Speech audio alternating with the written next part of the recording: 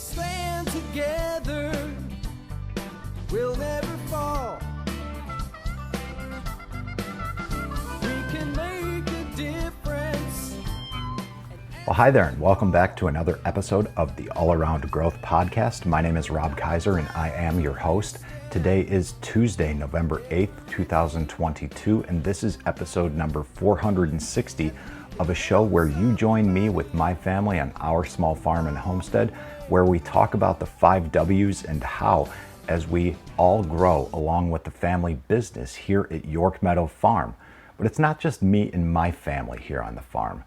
You see, we're turning this farm into something of a cooperative of sorts. It's a collaborative effort with more and more people actively putting in work and delivering results. And today we're going to be highlighting one of those people and sharing a recent interview with them. Now, as the show has continued to grow and evolve, we've begun to include interviews in the show. Now, last month we had an interview that was a remastered interview with my parents, the founders of York Meadow Farm, which I will link to in the show notes, and that was episode number 437, titled Happy Anniversary to the Founders. And this month, I'm not only pleased, but I'm also very excited to share the second interview of the show with you, a personal interview with Cody Grey, who actively manages the market garden here that is a little bigger than 1 acre, including a 30 by 96 high tunnel. Now, I spoke about the history of how Cody came to manage the market gardens here at York Meadow Farm on September 8th of this year in an episode titled Why We Have a Tenant Farmer, and I will link to that in the show notes for ease of reference as well. And that was episode number 417, again titled Why We Have a Tenant Farmer. Now, the long and short of it is that for all of us to accomplish the goals that we have in life, we need to work together. And that is exactly what we are doing here on the homestead at York Meadow Farm. Now, part of the reason for the introduction like this is to give those of you who are new to the show some background and some context if you want to pause this episode and listen to the previous 2. Now, this would allow you to gain even more insight into the discussion that I recorded with Cody this past Saturday morning on November 5th. So if you'd like to pause the show and go back and listen to the interview with my parents, that was episode number 437, titled Happy Anniversary to the Founders, along with the episode detailing out why we have a tenant farmer and the full backstory about how Cody ended up working the land here, now is the time to do that, because we don't really talk too much about that during our discussion together. Again, this is your final chance to jump off and get up to speed before we jump into the interview, and I hope that you enjoy. And interview Cody. And for those of you who listen to the show, I've talked about Cody in the past, and this has generated enough interest that for the second interview of the show, we decided to bring you on.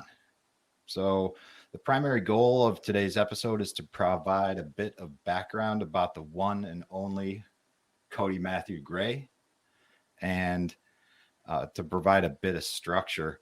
I guess we will break it down into 4 segments with just some personal background questions, some small farming, homesteading, and audience related questions, and then just some random and off the wall questions. And then we'll just have a few questions to close it out. But before I get into anything else, any questions of my own or questions from the audience, how about you tell us a little bit in your own words from your own mouth, who is Cody Grey? Tell us a little bit about yourself.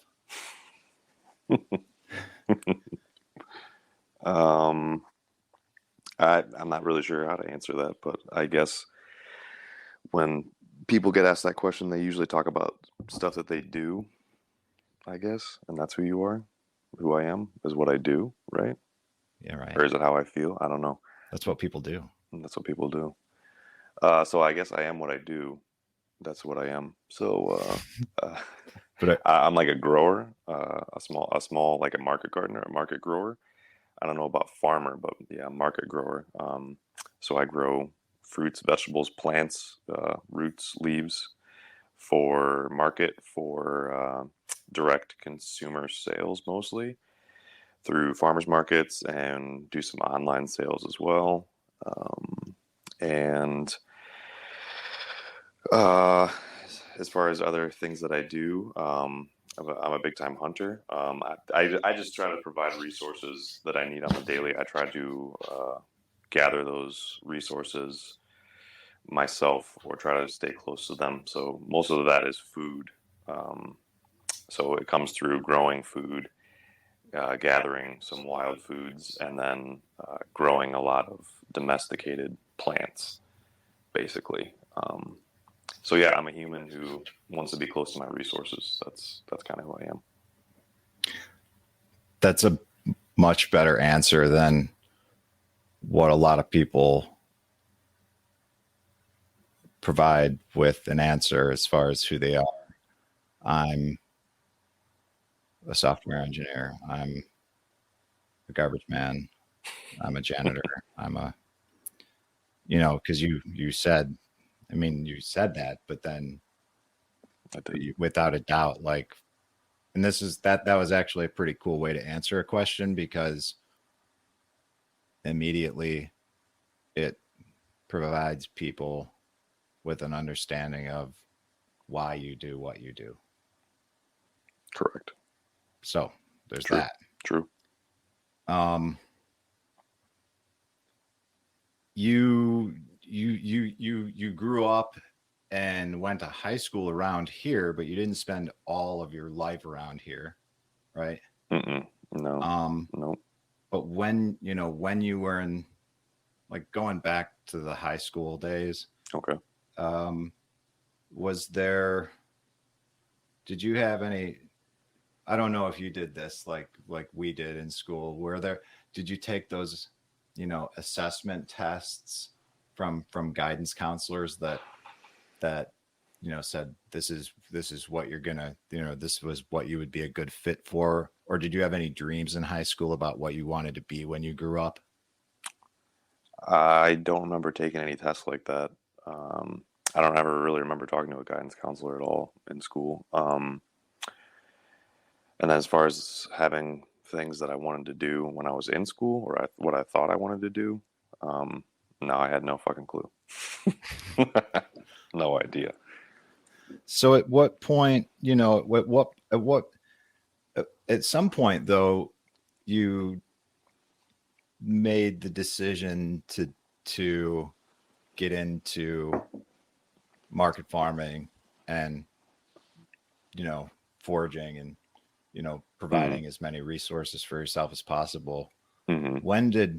When did that take place? Because I can't imagine, you were in high school out, growing crops for market and foraging mushrooms and ramps and stuff. No. No. I mean, I did hunt. I did do deer hunting. I mean, I've been deer hunting since I was a kid, because of my dad. But as far as all the market gardening and that business, no, I didn't start that until after I traveled. I traveled around the country for a couple years, 2 different times though, for extended periods, just like in my car by myself, and yeah, for like a couple years total.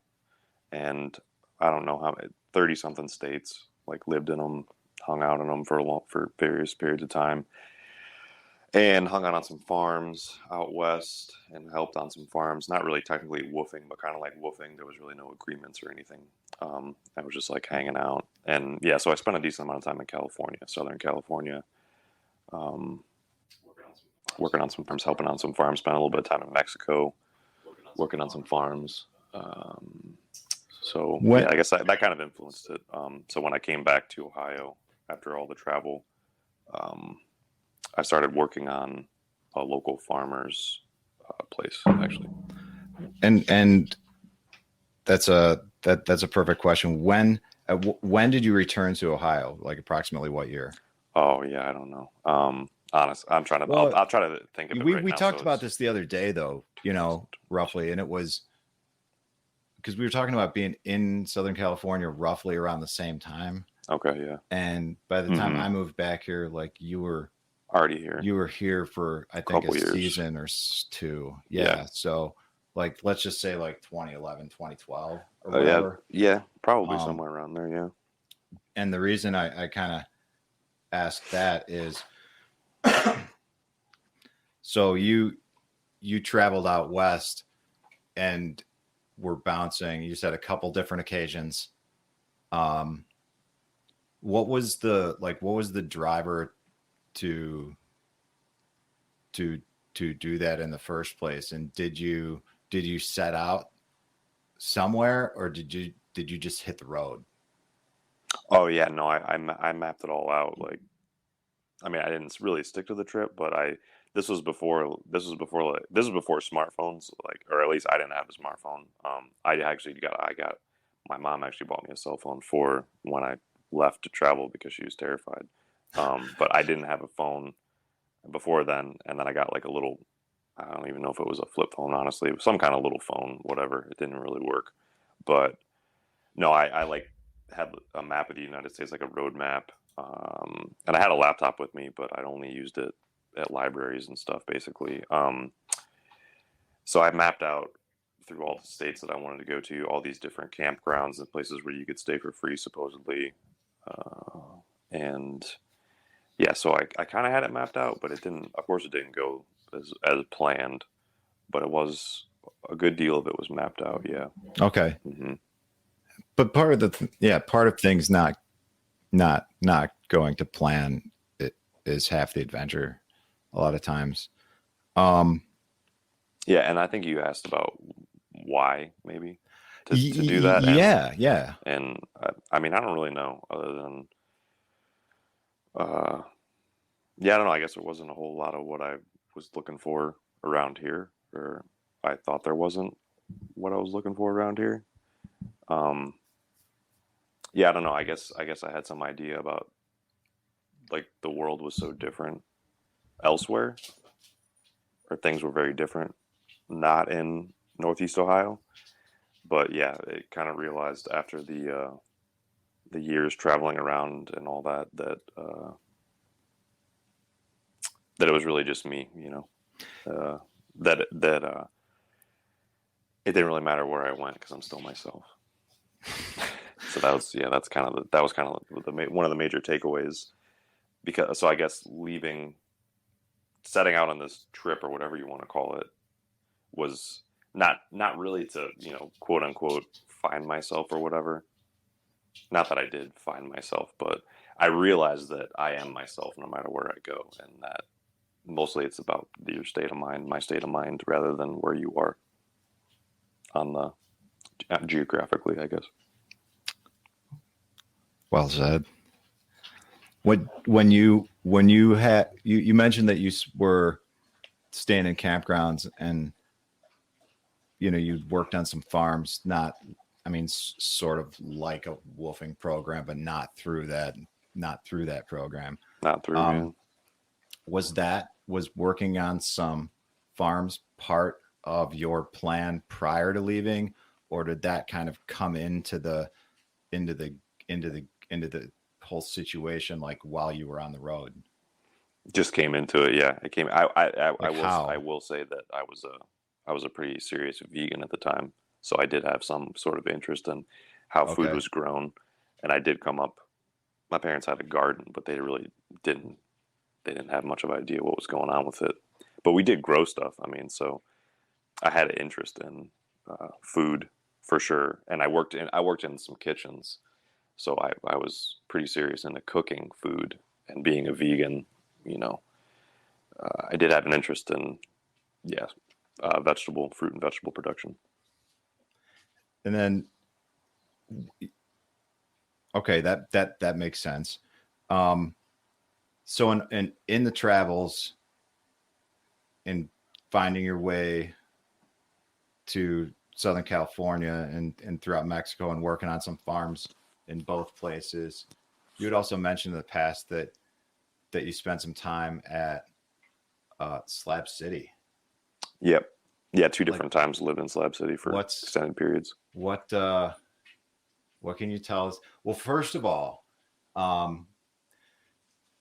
maybe there are some people that are going to hear this that are completely unfamiliar with Slab City. So maybe tell us a little bit about what Slab City is. And like where it is. Okay, yeah. I mean, I'm no historian on Slab City or whatever, but Sure. from my shallow understanding of Slab City, it was an old military base, Navy, I believe, and they discontinued it. They moved the base on the other side of this mountain range in the Chocolate Mountains, which is a pretty cool mountain range, and it's in Niland. Niland, I think Niland's the county in California, southeastern California. It's in the desert. It's very desert. It's very hot in the summer and pretty cold in the winter. But yeah, so it's at elevation? Kind of in the middle of nowhere. Is it at elevation? Yeah, it's not at a high. Yeah, I think it's like at elevation. You know what I'm saying? Oh, okay. Yeah, but then there's the mountain range. You can see the mountain range when you're in Slab City. You can see the Chocolate Mountains. But yeah, I'm pretty sure it's like sea level or something. Okay. It's flat out there. When you said it got cold in the winter, it just made me wonder if it was up in the mountains or no. It just gets cold in the desert. Okay, basically. So yeah, it's this old military base, and I mean, I was out there quite a few years ago, so I don't know how many people inhabited it at this point. But when I was there, it was kind of a situation where there'd be like 100 to 150 full-time residents of Slab City, and then up to like 500 people in the winter when the temperature was cooler. So basically, just the diehard people lived there all year because the summer was so hot and oppressive heat, and just there's not a lot of water and that kind of thing. But it's basically a bunch of hippies, vagabonds, like, lots of different types of people, but you just kind of like living for free in the desert. There's like not much authority out there. The cops don't really go out there very much. It's in the middle of nowhere, so you can kind of just do what you want. You can literally pull up with your bicycle or your motorhome or your car or whatever, and you could just pick a spot and you could stay there for indefinite amounts of time. No one's going to tell you have to leave, if you're pretty chill and respectful or whatever. And I think it's a pretty unique place because I don't think there's any place like that in the United States besides Slab City, as far as I know. No, but it's because it's how, like, what would it be considered, like unincorporated or I have no idea. I guess no idea. I guess that's for the internet. I guess look it up. I guess that will be something I will include in the show notes because now I'm interested, and it's a cool place. I looked it up and I've done a couple quick cursory scrolls, and after we talked, especially, I saw a couple photos of what was the. So that's Salvation Mountain. Yeah. Well, Leonard, he's dead now, but yeah, he I think he was like one of the first people there, and he built this crazy ass mountain of trash and like paper mache and anything you can think of, and he just like car doors, regular doors, pieces of houses. He just like stuck it in, and it's painted, and it's painted. It's like Salvation, it's like a devotion to God or something. No, it's Salvation very Mountain. It's this, but it's cool, man. It's wild. It's like wild. I mean, in the middle of the desert. Yeah. Real quick side note: there were a few people like in Asheville that I knew that were kind of in the Burning Man scene. Yeah. That made a similar type of that like folk arts kind of like. Yeah. I don't know how you describe it, but people that are listening or I guess in this case now watching should check out Salvation Mountain because it's like, would you say that maybe that sort of epitomizes the whole like sort of like scene or idea of Slab City, just the kind of look of the place, like you see that and you're like, yeah, like that's Slab City, or No, I don't No. know, because there's a lot of different shit going on in Slab City. But if you go a little bit further past Salvation Mountain, there's a stage. I can't remember what it's called. There's like a stage out there with a bunch of solar panels, and it's like people have a jam. I think it's like that. It's like an open mic type of situation. I think like every Friday or Thursday. I can't remember the Oh, really? day. Yeah, yeah, and a bunch of people get up there and jam. It's mostly like people playing like old CCR covers and shit. It's pretty funny, pretty bad ones too. But yeah, it's I don't know. There's a lot of different shit going on. I mean, there's like a library there. There's restaurants there. Like, and this is all kind of like DIY. It's like a lot of Rainbow Gathering people hang out there. You know what I'm saying? There's a skate park there, or there used to be. I don't know if it's still there, but there's a skate park. But it's I mean, Hot they've springs. turned this place into a community, It's a little community, and yeah, and it's a little people are community. there year round. Definitely less so in the summertime when it's hot. But Way in the less. wintertime, It's like 120 it's degrees. like reverse in the summer. snowbirds. Exactly. All right. 120 degrees in the summer. It's insanely hot. Interesting. It's dry, but it's hot. It's like super hot. But quick thing is, people might know Salvation Mountain. People probably would know Salvation Mountain. Mostly, the biggest reference to Salvation Mountain, I think, is probably that movie Into the Wild, the Christopher McCandless, that dude who died in Alaska, the young kid. I don't know if you've seen that. I've seen the Emil movie, but I don't Hirsch. remember that in it. Emil Hirsch played the character Christopher McCandless. I can't remember what his name. He had like a pseudonym. I can't remember his pseudonym. It was something cool. But yeah, that was a pretty big part of that film. Okay. Because he ended up staying there for a while, and he met a bunch of people there and like hung out with them for long periods of time or whatever. But yeah, they actually showed the stage and stuff and like the open mic, and he supposedly did the open mic or whatever with some chick. I don't know how true the movie is, but I like the movie. But anyway, so yeah, Into the Wild has pretty big scenes at Salvation Mountain and just Slab City in general. And the stage. It's a good movie. Stage. Yeah, right. Interesting. We could. Alexander Supertramp was his pseudonym. Alexander Supertramp, which is a pretty cool name. Mm-hmm. It's a good book too. If either of us develop pseudonyms, we're gonna have to work hard to come up with something as cool as Alexander Supertramp. That's pretty cool. Yeah, we could. If we ever do this again, and we should, maybe I should do my homework on Slab City, and we could just talk about that. Like how long, kind of to sort of conclude that and move on.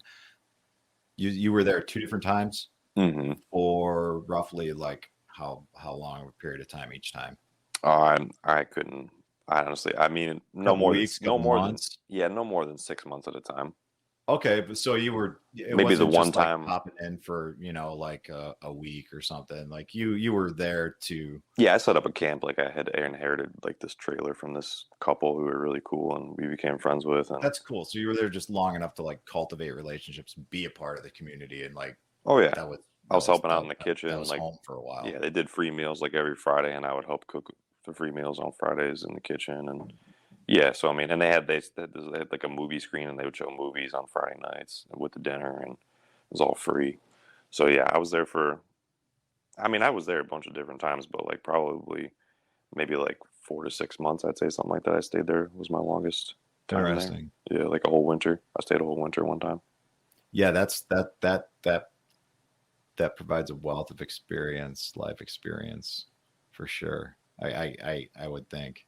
Yeah, but a lot of shit going on. So you were there among all these other places in and around California and Mexico. Real quick, like that's interesting. I didn't know that at all. So where at in Mexico were you, and how did you end up there with regard to other California travels, and then Ohio? Was that like one of the last things you did before coming back here, or what was the kind of the path that ended up getting you back here? In whenever that was, like 2011, 2012. Right. So while I was staying in Southern California, in San Diego, and one of my really good friends was in the Navy SEAL program, and a lot of the Navy SEALs would go down to Tijuana to party, and I would go down with them sometimes. Yeah. Which Tijuana, Mexico, it's like kind of right there or whatever. So, and eventually I wanted to go to Mexico. I don't know, for some reason. I don't really know. I mean, I like citrus a lot, or I used to eat a lot of citrus, and I figured, hey, whatever. They got some citrus farms down there. So, lemons and oranges and whatnot. So I ended up going down there for a while.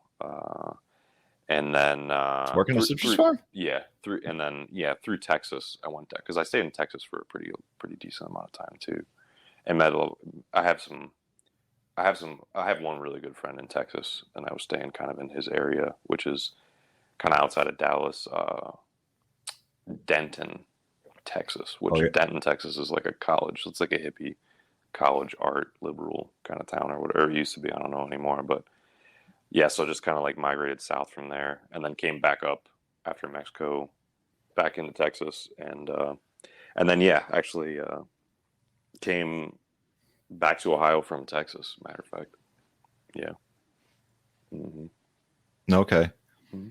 And then when you first came back, 2011, 2012, whenever that was, 10 some years ago. You first started, or not first started, because you had already been on a number of farms, small farms and the different kinds at that point. And you worked, you were working on a couple different ones locally. Was it by that point in time, had you already established, like, in your mind that this is what I want to do? This is kind of the life path that I want to seek? No, I don't think so. I mean, maybe a little bit, but I don't think I was dead set on it or totally convinced. No. At what point did you, when did you first do a market, and when you first did a market, were you selling on behalf of somebody that you were, like, at one of the local farms you were working for, or Oh, okay, you did? Yeah, I mean, I would just help them set up. I'd basically just help them set up everything, and then go back to the farm while he did the farmer's market. And just keep working. Yeah, that's what I would do. That was my gig on Saturdays. Yeah. Okay. And it was the Medina farmer's market on the square. Okay. And as we go on and I ask you more questions about this, I'm not going to ask you any specific names of people or institutions or anything. We can just talk about, like the pros, the cons, but sure. There's no sense in naming names or whatever. But sure. So when did you were working for couple different people, couple different places, small farms, and then at some point you were, I think when we first met, 2014 or something, you had some beds in the back at your folks' place. Yep. Yeah, that's where I started growing initially at my folks' place, and that was in Litchfield. And that was kind of your first stint of doing your own thing, your way, on your terms. Yeah, I started doing that while I was working for a different guy. Okay. He also lived in Litchfield, and then I would go, after I'd worked for him or whatever, I would go home and do my little bit of stuff on the bed spaces that I had at my parents' place. It was a very small amount of bed space. It wasn't much. When did you start doing your thing full time and stop working for other people? I mean, I think it's like 4 years ago now. I haven't worked for anybody else. Okay. Maybe something nothing serious. Yeah, I can't recall if it's been 4 years, 5 years since I've had like a straight job or whatever you want to call it. Oh, right. Because I remember that for a while, you were working locally with with them. We're not going to name names. Yeah. And hmm but with the greenhouse, yeah. Yeah, I was teaching. Yeah. I was teaching individuals with disabilities how to grow, I guess, food in a greenhouse setting locally. That's what I was doing. Just out of curiosity, was that like a year or two or something? Oh, I did that for 4 years. Really, that long? It was almost 4 years. Huh. It was like 3 years and some change. Okay, so that's that. As I'm trying to just mentally think about time frames and stuff, and fill in like a gap of time. That's kind of that gap of time. I got it. All right, that clears things up. Okay, so basically, like a lot of people, you did your thing, and then you worked a day job for a few years. Yep. And we're trying to build this other thing up on the side at nights and stuff like that. And Pretty much. And then after working the day job, like the official, day job, you were working for a couple different farms here and there, and then building up your stuff even more before going full time. Right. Like, I'm Cody. I'm taking my stuff to market. And obviously by that time, it's safe to say 5 years ago, you were like, yeah, this is who I am. This is what I'm doing. This is Cody, like or. I never talk about myself in the third person. Okay. But go ahead. Well, like, yeah, this is who I am. This is how I'm going to make a living. Yeah. Like, this is what I'm going to do to earn a buck. Yeah, I mean, I guess something like that. When you were, okay, here, kind of going back a little bit to when you were out west, back in the vegan days. The dark days. How long were you a vegan, by the way? I think about 4 years. Wow. Probably 4 years. All right. Yeah, I think about 4. I was a vegetarian for about a year and a half, but that's strict. You have some pretty, how do I, you're just diligent about, you're just very mindful of what you consume. Try to be. Period. Try to be, yeah. Not just food. Right. Media, whatever, entertainment. And if we can, we might even dive into that a little bit. But my where I was going with that question of, at what point did you start getting into more foraging and incorporating that into life in conjunction with farming? They kind of started at the same time, honestly. Oh yeah? Yeah, they kind of started at the same time. Were you working with someone who was going out and were like, oh yeah, or it just... Not really, no. I just kind of like started doing it myself because I didn't really know anybody with, I guess I started learning about some stuff that was available out there. Okay. Beyond meat, animals. We're talking plants and fungus, so foraging mushrooms and foraging just like, simple stuff, blackberries, black raspberries, just easily identifiable things. And then over the course of time, your interest in that like grew, as did, I think. I mean, you said you've always hunted. You grew up hunting, but yep. Would you say that you view hunting differently now through a different lens than maybe you did as a kid? Oh yeah, for sure. Okay. Yeah, it's like one of the most important things in my life. Period. It's it's probably like the closest thing to spirituality that I have in my life. Yeah. I would say. And that's why I think when I've never been out. I mean, we talk about it. I get my balls busted a lot from a lot of people for being here and not hunting, and I get it. I've never done that to you. No, you have never, because you're not those people. Like, you know, and I appreciate that. But that's a big part of the reason why, you know, why I'd like to go out with you for a first time and like sit and maybe why some other people do too is because that approach is respected and maybe just a little bit different than what a lot of people see. But anyways, that could maybe be I should make some notes. That could be another little topic in its own right. If we were ever to do these little Rob and Cody, which I don't, we can talk about that later. But so you've been doing this, you know, solid farming 4 or 5 years,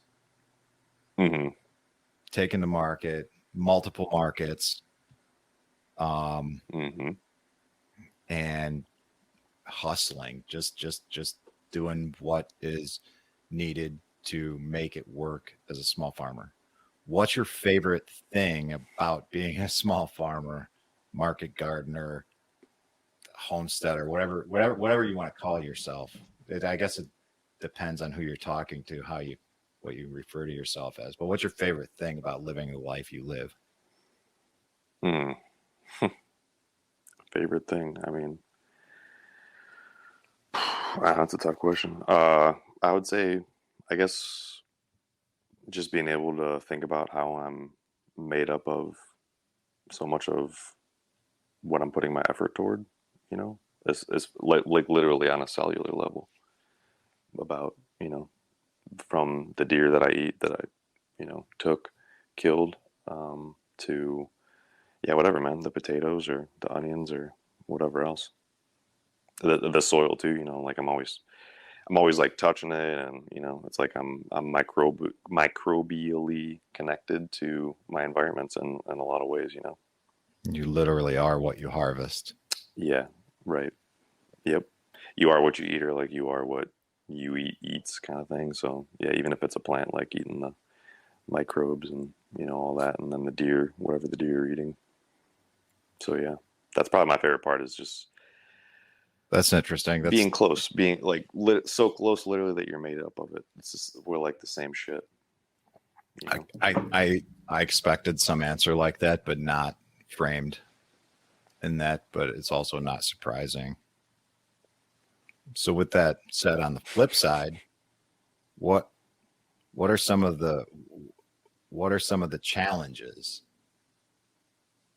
Some of the hardest things you've faced over the past few years, 5 years, even 10 years going back, you know, when you first started dabbling with the farming world. Are you so you're speaking now specifically about being a market gardener, market grower? Yeah. The challenges of that. Yeah. So you got your favorite things, or some of the challenges, or just maybe even some of the things that you absolutely hate, like tasks that you despise. I don't know. I mean, I don't really hate any of it, but honestly, it depends on what time of year you ask me this question, I would say. Obviously, because yeah, the tasks differ. They get very different depending on the season. But I mean, I guess the least favorite, you know, dude, I don't even know. Like, the least favorite.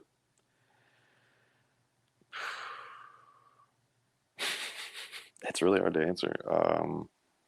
I don't hate any of it, as I just said. I really don't hate any of it. I guess having to make money through it, you know, is not the easiest part. It's not my least. It's not my favorite part. It's not my favorite part, is worrying about the financial aspects of the whole thing. Yeah, because I mean, I think if we weren't living in a money-based culture, that I would still kind of be doing the market gardening thing, but maybe just bartering or being like a local grower, as far as like, oh, well, this guy grows vegetables, and like, oh, this guy, you know, is a blacksmith, so like we're trading, you know, whatever vegetables and fruit for like this guy makes the tools so I can grow the vegetables and fruit, you know, like that kind of situation. Like I feel like I would still be doing that. So yeah, one of the more difficult parts I would say is worrying so much about the financial aspect, because growing food is already not that easy, but then like trying to make money at it is even harder. I would say, Yeah, at least for me, because I'm it's not financially inclined, but naturally, at least, I don't. It's something I should work on more. Finances. I understand. It's interesting that you say that though, because that was a question I was originally going to ask you was, you know, if money wasn't a concern in the world, what would you be doing? And I decided yeah, because I just knew that after talking with you and knowing you for so long. I wouldn't work as much though. I wouldn't be working as much. Yeah, it would be framed differently. We'd all be living differently, but yeah, it's that's just it's funny that you took it there, of course.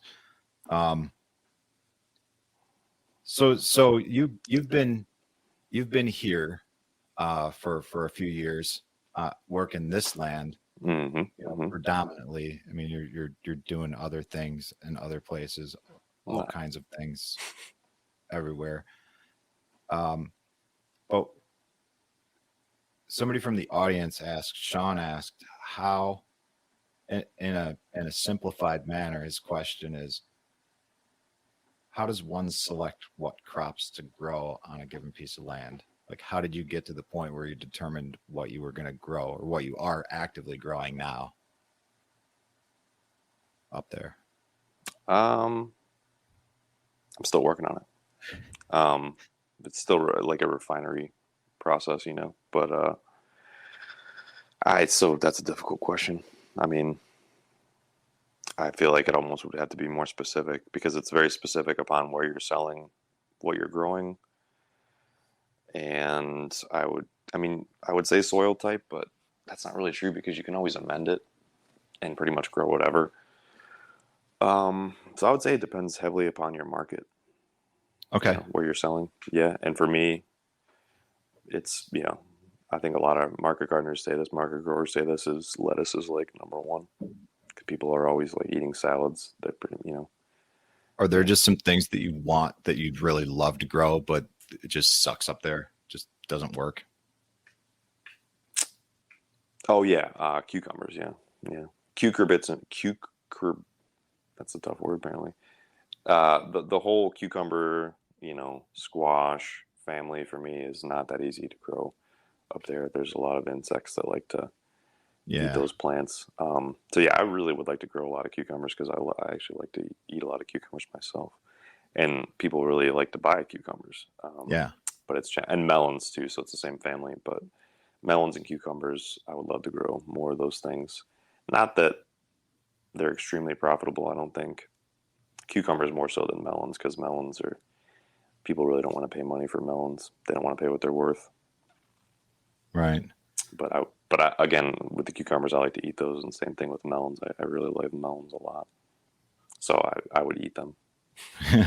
I would like to eat more melons. You would like to eat them, but yeah, you have challenges in doing so, because the bugs really, maybe not so much like to eat the fruits, but like to eat the plants and the stems and the leaves and everything that makes the fruits grow. So yeah, that's no good. Which is also an interesting segue into the next question, which is, how do you deal with, you know, those challenges when pests are destroying crops, and how do you stay motivated when you face those stressors, when, you know, like pests or just crop failures or anything for that matter, something not working out the way you planned? Mm-hmm. Yeah.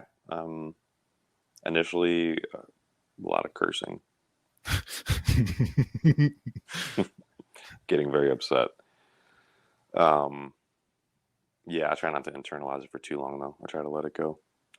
So honestly, my method, not that this is the best way at all. This is just, I'm not even saying it works for me. I'm just saying this is what I'm leaning into more recently, or this past season, I guess, is kind of just putting the blinders on and literally just not looking at certain areas because I know they're just a mess or they're a failure or whatever you want to call it. So either not really paying a lot of attention to it and or just, I guess, tarping the area or the bed in particular and just kind of Full moving kill. on. Just moving on, dude. Yeah. Just not getting hung up on it. Just moving on. And if I don't have time to just move on that minute or that day or whatever, then like I said, I'll just try not to pay too much attention or get caught up in that particular crop or that particular failure or whatever it is, because there's so much going on up there that it's easy. You know, there's a lot of options, a lot of other places to look. So literally it will be me walking past an area and not looking at it on purpose Right. a lot of times. So And that's okay. Yeah, of course. And along the same lines, what in those times, like if there's a lot of that going on, what makes you feel motivated? What makes you feel inspired and gets you passionate about things? I don't know. I mean, like the motivation and the inspiration, I think is kind of like bullshit. I don't know. I don't really subscribe too much to like motivation or inspiration because I think it's fleeting. They're both pretty fleeting. Mine's more just, I would say, I don't know about dedication, but just kind of stay in the path and just, moving forward, man. You know, it's not, like I said, it's not, I mean, I'd say more days than not, I don't feel motivated to keep pushing through and whatever. But again, I think motivation is, it's kind of bullshit. So you're not one to, I don't rely on it. The times get tough, put on Eye of the Tiger and listen to Zig Ziglar or something like that. I mean, I will listen to music a lot and podcasts and shit, but I'm going to ask you that. Yeah, I mean, later, no, it's for sure. No, I don't. Again, I try not to think too much about it. You know, when I'm not feeling motivated or whatever, like I don't pay much attention to it. And then it's the same when I'm like feeling motivated. I guess I don't pay a lot of attention to that either. Sure. Because as I said, it's like I don't think about too much how I'm feeling about these things, how I feel, how I don't get caught up in the feelings On it, because they can. I think they can dilute life a lot of times. You get caught up in a loop in a way too of sorts. Yeah, man. I don't know. I think humans are one of the only animals that get so much caught up in how they feel. Jeez. So That's the truth. And on a completely unrelated note, not emotions or dealing with stress and feeling challenged and motivated and all that stuff. And we've talked about this a little bit. Farming, for sure, it's physically demanding. Yeah. And so a lot of people would say, well, you're just, you're fit. Like, why would you work out? And you've mentioned that there's a lot of repetitive motion that you're doing. And so, and that you do some other things to stay fit in addition to the work that you're already doing. So what else do you do to stay physically fit? And why those things as opposed to other, stuff, right? Other things, right? Yeah, I mean, I guess I'll start my answer by saying that I think like farming, human agriculture, it's.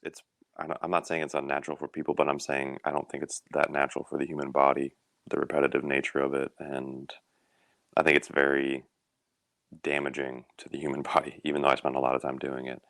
So yeah, I guess I try to do things that are kind of the reversal of that and not so mechanized and not so much stooping and bending and squatting and just a lot of looking down. It's a lot of looking down.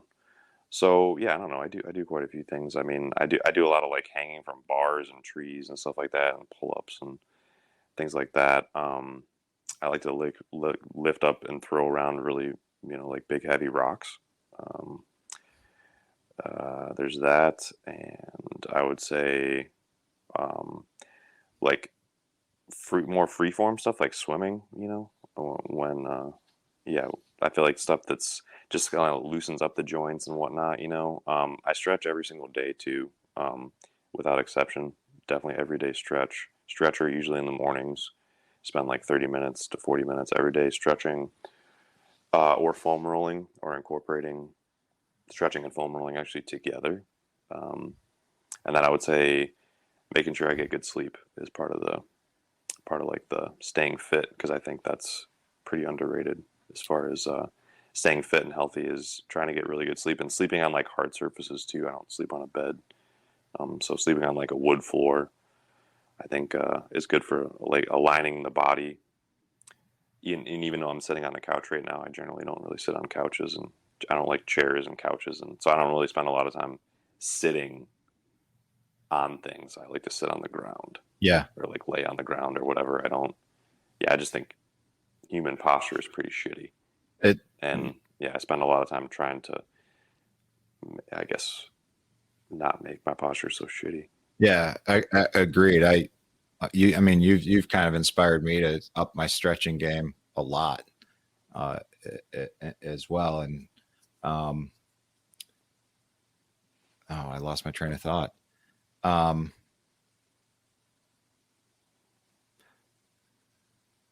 Had something we were talking about this. We were talking about the throwing rock and movement and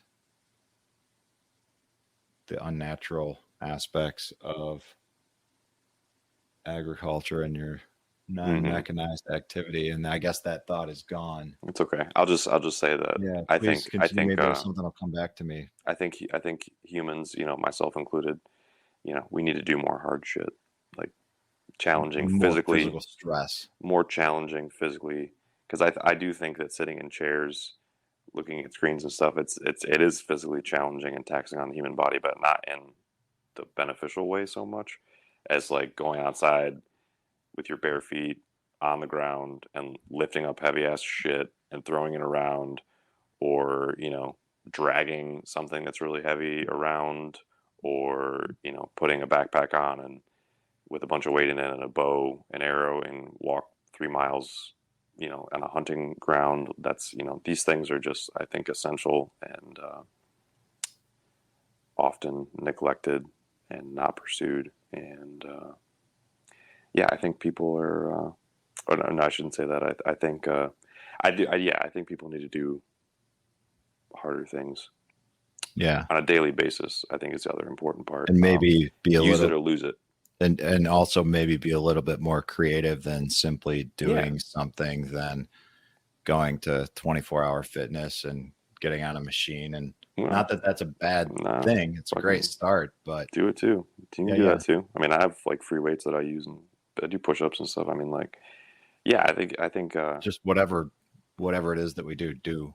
Yeah. But maybe change the viewpoint or perspective on it, as far as, you have to block out this hour and you have to do like this many reps or whatever.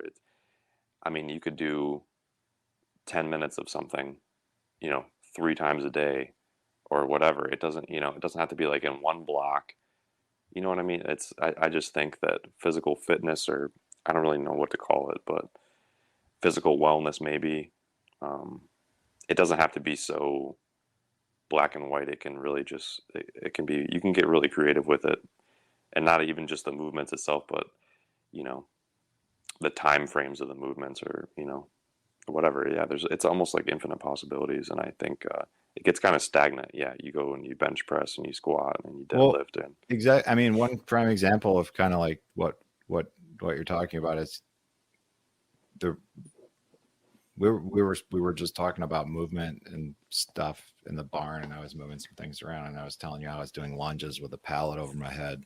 Right. Just not that I needed to, but because I could. And it, you know, so there's some value in just doing things and thinking creatively with movement. Yeah, you don't even have to have weights, like you said. It could be a pallet, it can be whatever, you know, whatever it is, like whatever you do in your daily life, whether you're a dishwasher or a farmer or, you know, whatever you are, man. Like, there's definitely opportunities, you know, all the time probably, where you can use your environment to your advantage and get something out of it good that's physical and challenging for you and, you know, beneficial, like I said, in a physical way. Yeah. And the physical, you know, the physical nature of farming, the physical nature of some of the activity that you engage in addition to that, that's led to a bit of a nickname for you by Dave. You're the Jack Tippy. Yeah, I mean, I don't. Do you have any other nicknames other than? I think that's a horrible nickname. I think, Come on. I think that's such a bad nickname for me. No other nicknames other than I'm not. other than the one Dave has graced you with. I wish I was jacked, but I'm not. I'm actually not jacked. I'm trying to get there. It's probably never gonna happen, but I'm working on it. I'm also not a hippie, so that's funny. I'm definitely not a hippie. I guess I have hippie aspects to me, but it's funny because you're I'm not a hippie. You vehemently oppose that term, but there's just so many people that look at you and they're like, "Oh, they're a hippie," you know, and it's funny. But one other Yeah, see, I don't know. I guess Dave says that every once in a while, but it's definitely not something he uses on. By the way, Dave is a good friend of mine who also works on the farm, and so yeah, he doesn't really use that name that often. I guess you must have heard it one time. We usually say really derogatory. That's all I heard. I think I heard it once. And I couldn't let it go. That's not even stuck. It's just that's not even really the name. We usually say really horrible derogatory things to each other. I wish it was more of a thing, like because I just think it's awesome because of the fact that you're just like, I'm not a hippie, and the fact that it's a name that's stuck. It's just like, that's the best. Anyways, so someone, you know, and I was poking around, I had a lot of things that I wanted to ask you. I put feelers out there, you know, to the podcast group, to family, what do they want to ask you? And one of the things that people wanted, and this was a question that sort of generated some, I don't want to say controversy, but generated some dialogue, because someone was interested in how you maintain a work-life balance. And then someone else countered with, what? Work-life balance? That's something that people in corporate America struggle with. And I think a lot of people associate with white-collar jobs. Okay. I don't see it that way at all. And that's not, I think in some conversations that we've had, we can agree that we both don't see it that way. So how do you manage that? This whole work-life balance? I mean, or how do you try the lack of management of it to not negatively affect you? I mean, yeah, I don't really know how to answer, but I mean, I guess I'll say during the season. I mean, I don't know, man. I mean, obviously stumbling around because I don't have a good answer here. I was thinking about it the other day. I guess I'm pretty sure I worked 7.5 months, basically up until this week. This week was the first week I didn't have a farmer's market. I don't know how long it's been. It's been a long time, but I'd say probably 7.5 solid months where I think I had maybe 1 or 2 days where I took maybe a portion of the day where I didn't really work. But every other day, I mean, it's definitely a solid 8, 10, 12, 14, 16 hours, depending on the day of the week. Probably 7.5 months of that this season. So there was not a work-life balance, I would say that. But now I am starting to do more life things. Not that I want to keep work and life separate. I mean, I don't know. I think asking my girlfriend would probably be better. You know, she'd be a good person to ask because she worries. You know, she worries about it because she sees, you know, she sees me during the height of the season, and I'm sure other people do too. Well, It's messy, it gets messy. It's not a healthy thing, I don't think, overall, mentally or physically, to work 10, 12, 14, 16-hour days for 7.5-ish months and really only having maybe one solid day off in that whole span of time, where I literally didn't do anything on the farm for a whole day. But I mean, I will say that once I'm done working on the farm for the day or whatever, and I go hang out with my family, have dinner or whatever we do, that I pretty much drop the farm stuff. I don't really talk about it. I don't really want to talk about it. yeah. I kind of let my family know that I don't want to talk about it anymore, because I don't really want to think about it when I'm not there. And I don't want to think about it when I'm not there. So I kind of try to keep it separate, honestly, from my family life and my farm life. I try to keep somewhat separate. So yeah, just compartmentalizing some of that a little bit. And you mentioned that now that things are easing up a little bit, isn't it kind of nice to not have a market? Yeah, it's pretty nice. I didn't have a market this morning. I'm now finally experiencing a taste of what you've been living for years, and understanding that this is likely going to be comparable. And that's just this is that's something that I'm going to ask you a little bit about in a minute here. But you mentioned that it's nice that you've got a little bit more time so that you can do your personal stuff. Take a nap. Yeah, take a nap. Spend time with family. I take a nap with my youngest daughter. It's like one of my favorite things. What else? What are other favorite things that you have outside of like taking a nap with your daughter, which kind of sounds like one of the best things in the world? Yeah, it's pretty nice. How old is she, by the way, for those that don't know? She's like 14 months old. Yeah, and then your other daughter she's like 7.5 years old. Right. Okay. Yeah. Mm-hmm. What other hobbies do you have besides being a family man and being a dad and taking naps with a 14-month-old? That's pretty. No, just. I mean, hunting's number one, 100%. It's 100% number one. It's pretty much my favorite thing to do in life in general.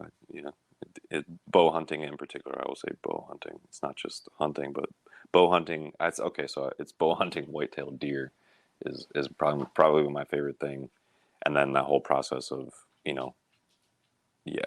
everything from going out into the woods.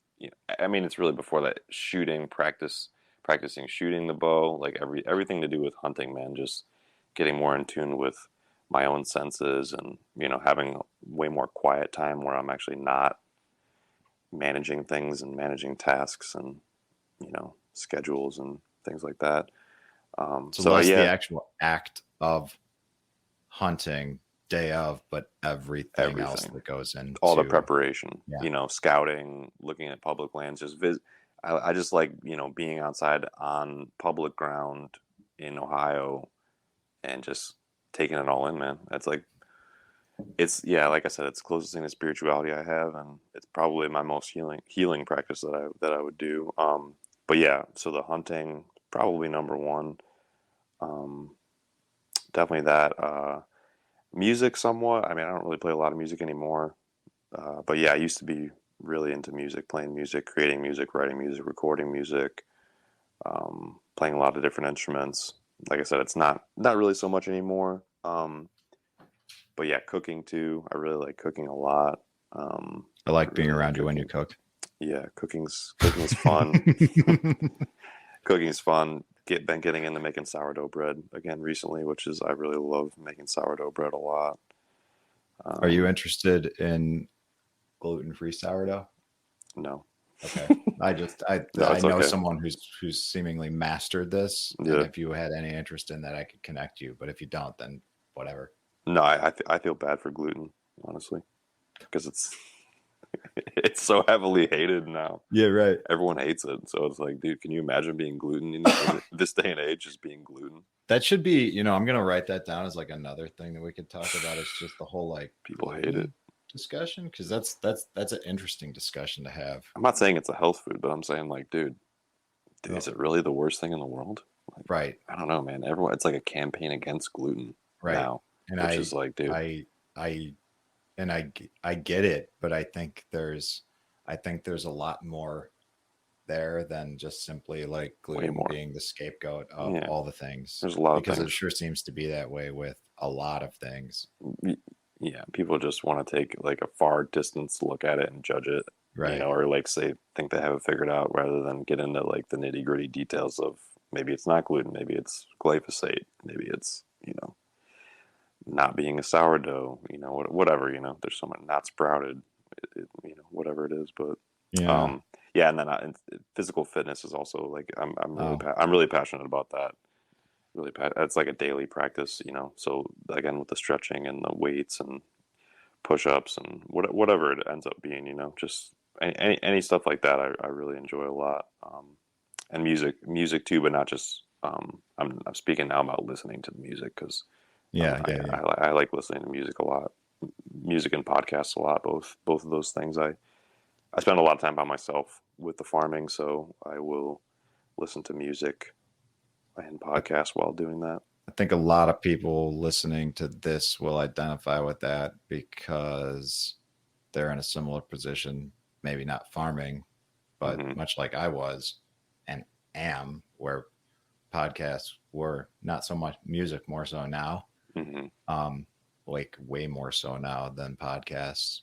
But it's an integral part of life, and you know, it is for you, it is for a lot of people, and I think that that's gonna, you know, resonate with a lot of people. I really wanted to ask because I wasn't sure if there was some lingering thing out there in the mysterious world of Cody that I didn't know about. Like, you know, maybe you were into, you know, crocheting or something. No, I'm not. I've never done that. I mean, I wasn't really. I didn't know what to expect, but hey, you know, who knows? Who knows what comes up and things. Like, for example, I didn't know you'd been to Mexico, so. But you know, to kind of wrap up the whole market farming industry part of the discussion, if someone who was dead set on, we both know of someone, you know, in particular who seems dead set on being a market farmer. Yep, we know what we're talking about. Yeah. Like, what advice, and you've probably given it to him already, but anybody else out there who's dead set on being a market farmer, what advice do you have for them? Yeah, I have. Actually, yeah, I told this dude because he's dead set on being a market gardener, which is cool. But yeah, I gave him 2 rules. Rule number 1, it's very simple. Rule number 1 is don't be a bitch. That's rule number 1. Rule number 2 is don't listen to what anyone else says. So that's it. That's literally it. I think that's pretty simple. Don't be a bitch and don't listen to what anyone else says. Correct. Yeah, you don't have to, because I have found, at least through market gardening, is that a lot of people want to tell you, oh, this is the way to do it, or oh, that's not going to work. You're wasting your time with that. Whatever, you know. I hear a lot of that, a lot of naysaying, a lot of pessimism, dude. Honestly, and you know what you should do. You know what you should do. Well, this is how I do it, or whatever.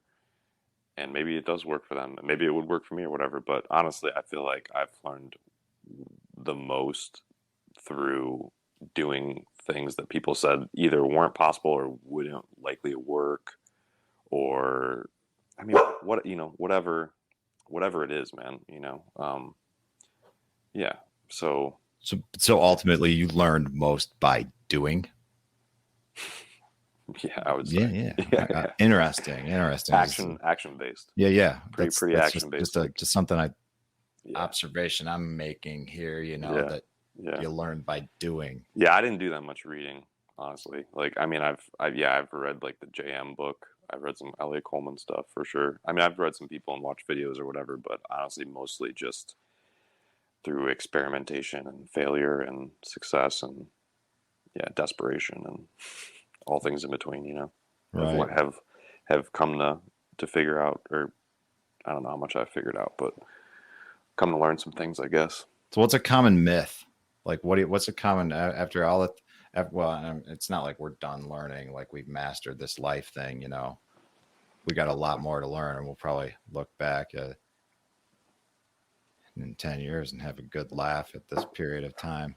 Oh yeah. But it probably won't be that long either, dude. 10 or so days.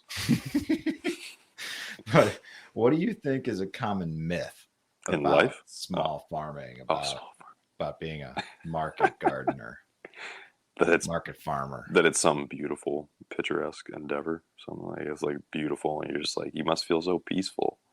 I've had I had a interaction with an inner city dude in Cleveland at the market, and that's what he was saying. He was, man, you just must feel so peaceful doing what you do every day. No, man, I don't. Not at all, actually. No, I don't feel a lot of peace from market gardening, actually. Yeah. It's not, at least for me at least, it's not. I'm sure there's probably some people out there who find it very peaceful, but I'm not one of them, I don't think. Maybe I'll get to that someday with it, but I don't see that happening. Right. I don't think it's super peaceful. I think it's pretty stressful. Yeah, I think we can understand why, based on some of the things that we talked about so far, the hours and the time and the commitment and the failures, work and the failures and the stresses, and yeah, it's all time. It's all very based on time too, and it's a lot of it's out of your control. So that's the other aspect, is it's very far out of your, just the weather alone is completely out of your control. So as far as what the weather does, it doesn't matter what you think about it. Like at the all. wind, for example. The wind. It doesn't matter. Weather doesn't care how you feel. Yeah. So that ties back in again. I was saying earlier about I try not to pay that much attention to how I feel, because like the elements and most of the things around you don't give a shit either. So yeah, they don't really care about you. Nature doesn't care. Nature doesn't care about your feelings, man. So no. What doesn't care? What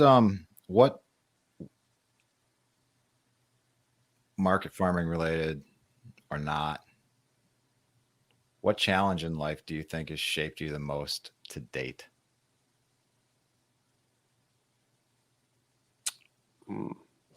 Yeah, I wouldn't say I wouldn't say market gardening. Probably not. Yeah, I would say probably being in a relationship with my girlfriend, my current girlfriend. Yeah, I would say probably that. Yeah, I would say that's been challenging in a lot of different ways, unexpected ways, and probably will continue to be challenging. I'm almost certain. On that, I think that's the most challenging part of life. I'm also learning that right now, changing, transitioning the way that I live and conduct business with people and friends and family. And yeah, if you've got an intimate relationship with someone, I'm a single dude. I've been single for a while. I'm not really ladies sure. Or dudes. I mean, whatever. Yeah. Well, hey, now I still like, no, we'll stick with the former. All right. But yeah, man, it's that's a huge part of life. I mean, you guys have a couple kids, right? And a home. Yeah. And a new home together. That which in a house. We bought a house. Combines a bunch of stress. Which one of the questions I had is, what's it like trying to be a market farmer with two small kids, ages like we previously said, 7.5 and 14 months. Well, luckily my partner, she does most of the work regarding kids. I pretty much just I'm like the I'm like a relief pitcher or something. She's like, she does all the grinding hard stuff with the kids, I think, and I just come in help out a little bit here and there when I can, kind of thing. But squeezing naps with squeezing naps, right? Squeezing naps, some time alone. Yeah, exactly. So I mean, I would say that she she does most of that work. I try to I bring back the resources, the food, uh, yeah, the food mostly, the meat and the produce. So I It, bring that, and she takes care of the kids it's a mostly. it's It's a trade off. it's yeah, right. Yeah, Not unlike many traditional. natural humans. Yeah, Right. It's right. really a common way that people have interacted historically and maybe ought to moving forward. I don't Yeah, know. I don't But know, but but that's neither here nor there. We're not really here to talk about that today. But what do you think? Like, but just kind of on the on the on the note of whole parenting and being a dad, what do you think one of the most challenging aspects parents, maybe not just parents, but specifically fathers face today? no, dude, I don't know. That's that's a pretty big question. Right. Fathers in general, man, I don't know. I certainly can't speak for fathers in general. That'd be tough because I know a lot of people are very different. How about you Um, as a father then? Like yeah, what's something that like just I don't know, like right. I guess I would say that I worry about, yeah, I worry about influence with my kids, like not necessarily my influence. I mean, I do think about the influence I have on my kids, but I'm speaking more of outside societal, influences. cultural? Yeah, yeah. Technological influences, and yeah, man, just really horrible shit out there, you know. Man, yeah, just mm, very concerning things happening in the world that I don't really want my kids to be part of, but I think almost is, you know, inescapable in a way. It's Not inevitable. that Halloween candy is like the worst thing in the world, but I certainly think it's like complete total bullshit and like empty, shallow tradition that means absolutely nothing. So it's just like challenges like that. My kid, 7.5, she wants to go Halloween candy thing, which I did growing up. I didn't die, like it's not gonna kill her, but at the same time, there's no reason to put like food coloring and corn syrup in your body. Like why? Just why? What is happening? So it's like stuff like that I let and like excess, just like excess things, just Christmas and birthdays, just like we have too much shit. We don't need this much stuff in life. Too many possessions, and so I worry about my kids being like kind of spoiled, and yeah, just having life too easy, I guess. I worry about that. I don't want them to have a real easy life. I don't want them to have too much privilege and too much shit handed to them. I'd say, yeah. Yeah. I Yeah. I don't have children of my own, but once I had family members that had kids, and then once you started spending more time here Hmm. a few years ago, and I started spending more time around you and Luna, things my perspective on kids started changing, and I share a lot of those same concerns. And I think all we can really do, and all we're really doing about it, is trying to adjust the way in which we live our lives so that Yeah. the children that are around us and the influence that we have is the best that we can. So there's some kind of frame of reference for something that the Right. world's exposing them to, because yeah, that is largely out of our control. um Yeah, man. it's a weird I'm gonna jot that down as another future discussion thing. But Mm, in just in terms of time, like we were talking about before we got started, how the battery's going to last and the uncertainty of everything, we've actually kind of made it through a lot of these questions, and I'm stoked on that. mm. Which leads us to these closing questions, um, that are really unrelated to anything, but also related to everything. What's one piece of advice that you can share with anybody listening to this out there? One piece of advice.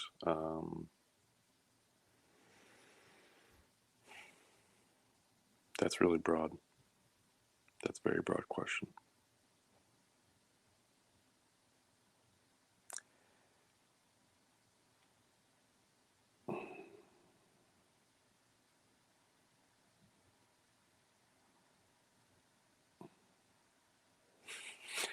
There's so many things Well, you know what advice you have for people that are dead set on market gardening? Don't be a bitch and don't listen to what other people say. what other people say. I mean, yeah, those are pretty good overall. Maybe that's I'd say. applicable to life in general. Yeah, I mean, it could be applicable to life in general for sure.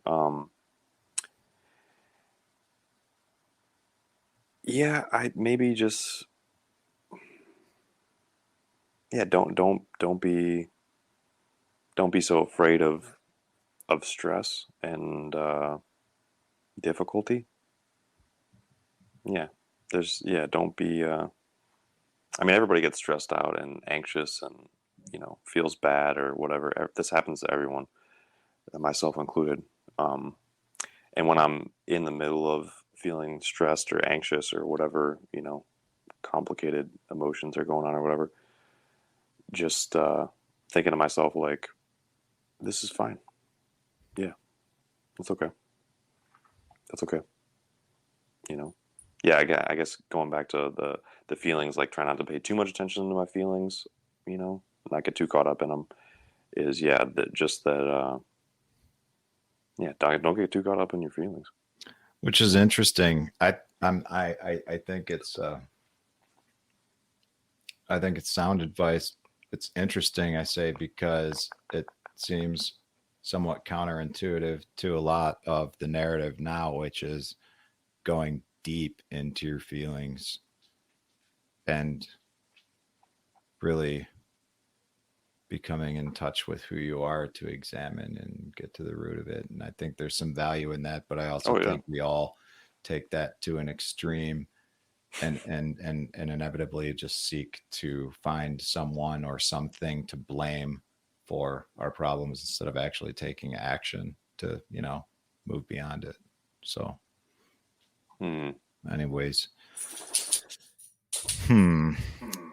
what are totally unrelated? What are three favorite books of yours that come to mind? Just right off the top of your head, something maybe you're reading now, something that you've read in the past. Just 3 books. Number 1 all-time book, Zen and the Art of Motorcycle Maintenance. That's actually number 1 for me. I probably read that book 10 times. No joke. I would still read that book today. Haven't read it in years. But man, is that a good book. Audience member right now is doing a book study and reading that right now. Oh, Brian nice. Norton. Okay. Yeah. Nice. That is interesting. I love that book, man. It's a doozy. It's actually Brian Norton who is helping stream this platform through foodforestfarms.com. I'll just give him a little plug, shout out there. We'll have fun there with the book, Brian. Yeah. That'll be. Yeah. What's next? What else you got besides number 1? Which seems to be in the ether out there floating around quite a bit. It's true. I feel like it's kind of cliche or whatever, but I'd say Siddhartha. Yeah. Absolutely. I read that book a lot of times. And yes. It was required in 9th grade English class from my English teacher, who was really cool. So yeah, I read that in school. One of the few books I read in school that I was required to actually read in school. So there's 2 right there. And I'm looking through your bookshelf right now. Not that, I don't know, maybe you will have something. Actually, you do have. Actually, it's pretty funny. You do have one. The one that I would say is Nurturing Traditions. Yeah, actually, that's a great one. It's cookbook / like information about food book. But yeah, Nurturing Traditions is pretty stellar. Yeah, good book. I have not read Zen and the Art of Motorcycle Maintenance, so I'm gonna have to examine this because a lot of people are, and it's gotten a solid nod of approval from you since it was numero uno on the book list. I feel like the other 2 are solid for sure. I'll have to check it out. Yeah, it can be. I don't know, man. I feel like you got to kind of be interested in the unequatable to be into that book, I would think. Like things that are just beyond, almost beyond the mind, I guess I would say, is kind of, because I've recommended the book to people. Actually, my girlfriend in particular is one of them, and she did not dig it at all, could not get into it. She said she would read the page like 3 times. She'd have to like keep going back and reading paragraph again and again and again, just like was not following it. That's interesting. Because it is. It's like pretty existential and just like kind of spacey, the book itself. But it is about motorcycle maintenance. But I feel like the motorcycle maintenance is kind of a metaphor, you know? Yeah. But he is into like repairing motorcycles, which is pretty cool. But it's obviously not just about motorcycles. Right. Yeah. But that's interesting that she had to process it like that and couldn't quite get down with it. I don't think she finished it either. I'm pretty sure she did not finish it. Almost positive she did not. We'll see. But that's okay. It's not for everybody. No. But there's only one way to find out if it's for you, and that's to read it. Check it out. I'm going to try and do the same and add it to my list. So we got our 3 books. What about podcasts? What are your 3 go-to on your podcast player right now? I mean, number one's obviously number one's Joe Rogan. That's all right. Best podcast in the world. JRE. Sure. The JRE, which doesn't need any explanation or detail. No. It's the JRE, right? Yeah. So I'll go JRE. Number 2 is probably Sasquatch Chronicles. Yeah. Which I don't know. I still feel some like embarrassment about or something because I feel like people talking with you, I've come to embrace it more. People get a lot of flack about talking about Bigfoot, man. But yes, we do. I don't really care, honestly. So Sasquatch Chronicles is an amazing podcast. It's supremely interesting, and I don't. I'm gonna jot that down on another thing because that's on another future topic because, like, it's not very often where you can find someone where you can connect with on that, like, legitimately and talk about it legitimately, and I can appreciate that. All right, so we got Jerry, Sasquatch Chronicles. Laugh away, everybody out there. That's fine. I don't really care. Join us around a bonfire sometime. We'll go into a deeper discussion about it. Or go ahead and check out Sasquatch Chronicles. Exactly. It's a great podcast. And there, but admittedly, if you're searching for content out there on this, there's also a lot of questionable content. So there's that. We'll both agree to that. I don't even think I have to see what you say about that, Cody. And then number 3. Yeah, number 3. Moving on, which is totally different from all the other 2. Not even close. But it's these guys are a local Ohio 2 dudes, Dads Against Predators. Their podcast is called Excuse Me Everybody. And these 2 dudes from Ohio, Fremont, Ohio, they catch and expose child predators online. They did it on YouTube, but they've currently been deleted, banned on YouTube. Really? Their channel's been deleted now for the 2nd time. Because they're considered harassment because they pose as 13, 14-year-old boys and girls in chat rooms. Yeah, but they're literally doing the same thing that I forget his name. That Chris Hansen. Yeah, Chris Hansen did. Catch a Predator. Literally the same thing. I mean, it is, but it's not, man. These dudes they're are a little bit more aggressive. Gangster. Yeah, man. Like they fought people and like they smoke a lot of weed and like on camera and like very open about it and they're like kind of they're a little bit ghetto, man. They're a little bit ghetto and but loud. Considering all the content that's on YouTube and and what you see out there, the fact that something like that gets pulled is for harassment, and they curse a lot of stuff. They've got foul language a lot or whatever, but I don't know, man. So their podcast is called Excuse Me Everybody, and I'm gonna link to that and show notes. You should. So everyone that's still up. Their podcast is still up. Yeah, luckily, I'm pretty sure, because Anyway, so it just sucks, man. Because they're 2 really good guys, and I don't know them personally, but 2 really good guys, and they were making a living doing it, but their future is uncertain. And so they're kind of looking for because they were monetized and they pulled it and then it's gone. Yeah, so now they're looking for like potentially another platform to do it on.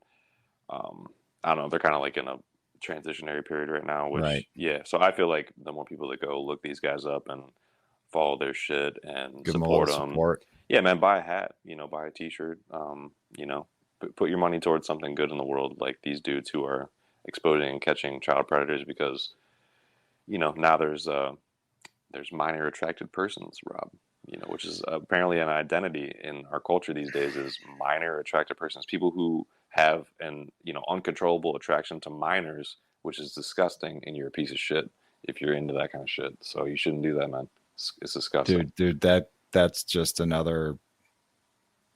It's gross. That can be lumped into something else that we talked that yeah, the kid thing. Yeah, that worries me as a father. Having kids, man. Yeah, that worries me a lot. Is internet and like what it can do for getting kids exposed to just horrible shit like that, man. People, sick, demented people. It's gross. Another topic for another time, but it is. Excuse Me Everybody podcast, and it's called Excuse Me Everybody because the guy literally does in Walmart and these public places. He yells at the top of his lungs, "Excuse me, everybody! This dude's here to meet." Or that's his tagline. Yeah, okay, he screams, "Excuse me, everybody!" in public places, and it's hilarious. Excuse Me Everybody podcast. Yeah, and publicly shaming people is like that's like predators. The lowest tier of punishment these people should get is public shaming. Like they're getting off way too easy. Lowest, way too easy. Tier. So yeah. I don't know. I think a lot of people think people that talk about this are, make a bigger deal out of it than it is or whatever. But I don't really think people understand what an issue it is and it's a big problem. What it is a bigger part of. And that's something that I think that would be a healthy conversation at another point in time, but we're already damn near an hour and a half in, and I'm quite frankly surprised that the phone still has battery, which is kind of cool because there's only a couple other questions I have for you, Cody. Beautiful. And one of them is there any question that you wish I would have asked you but I didn't?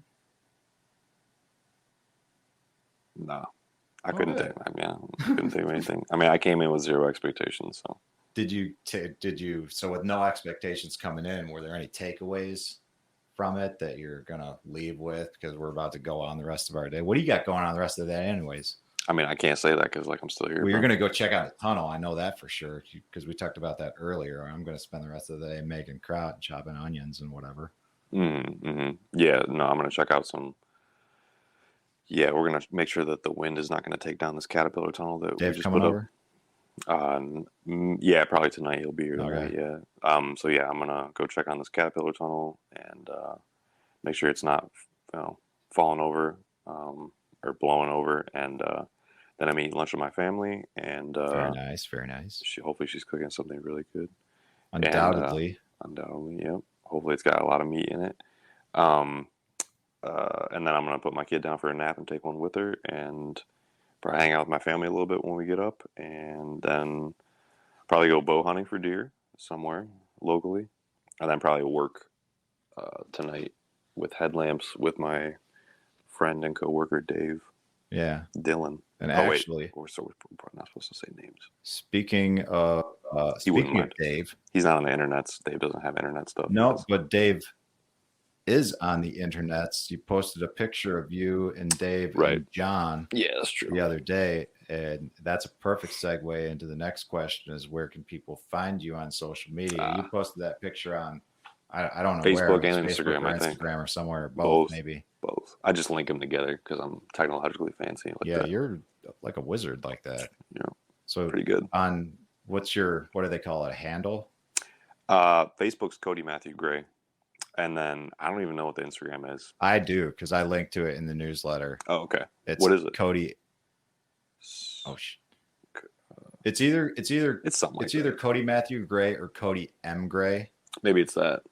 No, it is. Yeah, it's I Cody. think it's Cody M. Gray Gray. on Yeah, Instagram. it's all lowercase CODYMGREY. Yeah, because I tagged the pictures that Yeah. you sent me in the newsletter Mhm. with that, so they can go there and check your stuff out. So yeah, if you Yeah. guys are listening, go follow Cody on Instagram and Facebook, and then you can learn more about what he's doing, far more than the little snippet that is covered in the newsletter each month that we send out. So yeah, Cody Matthew Grey, Cody M. Gray on social media. And with that, I guess that's about it. I would also encourage everyone out there to subscribe to the newsletter at York Meadow Farm, where both of us are at this moment, at yorkmeadowfarm.com.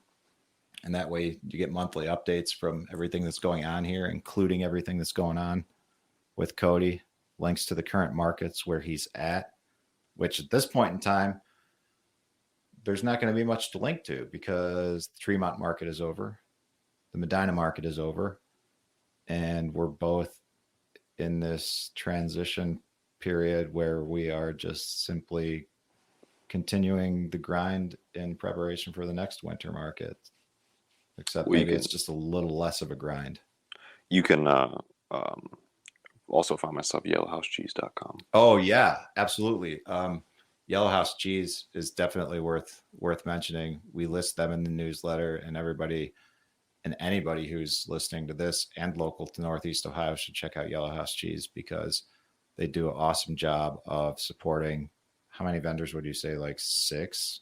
Something like different, that. like 6 different vendors selling everything from cheese and maple syrup to mushrooms, produce, a lot of things that you forage, you'll send out there to pawpaws, mushrooms, whatever. Do you forage mushrooms through there or no? Yeah, but that's the season's over. Okay.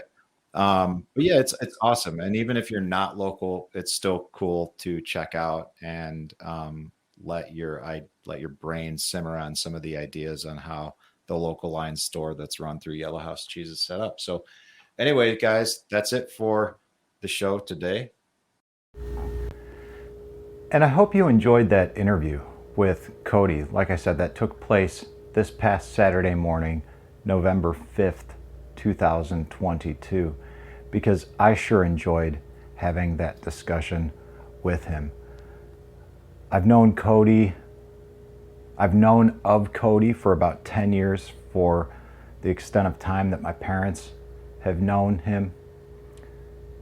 I've known him personally since I moved back and first met him at the harvest dinner that he hosted back in 2014. And since leaving my day job in May and being here full time in June, I've gotten to know Cody much better. And it's an honor and a pleasure knowing him. He has inspired me to continue changing my life in new and different ways. We have a lot in common, and I'm really grateful to have this opportunity to share the conversation that we had just a few days ago with you. I hope that you enjoyed it as well. And like I said, there are links to everything that we talked about in the show notes, including where you can connect with Cody on social media. And I would definitely encourage you to do exactly that. So be sure to check out the show notes for everything. And what do we have queued up for tomorrow? Tomorrow we have an episode on why you should not buy Bitcoin. Everybody's talking about buying Bitcoin. I've got a couple reasons why you shouldn't. So guys, check out the show notes for everything on the discussion with Cody today. And tomorrow we'll talk about some reasons why you shouldn't buy Bitcoin. This is Rob Kaiser, and thank you.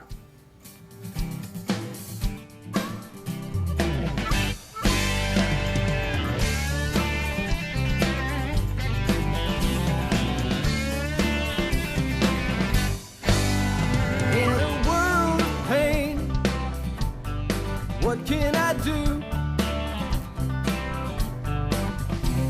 The needs are many and answers a few.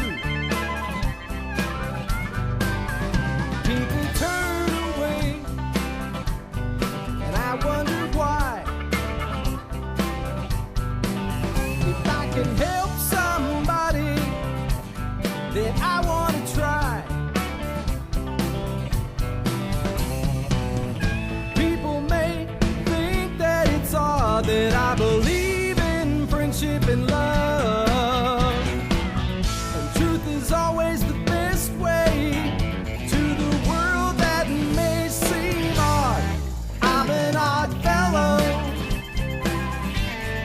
I'm an odd fellow. Whoa, whoa. I'm an odd fellow. If we stand together, we'll never fall. We can make a difference and answer the call. You know the times are wasting every day, and we can help somebody along the way. People may think that it's odd that I believe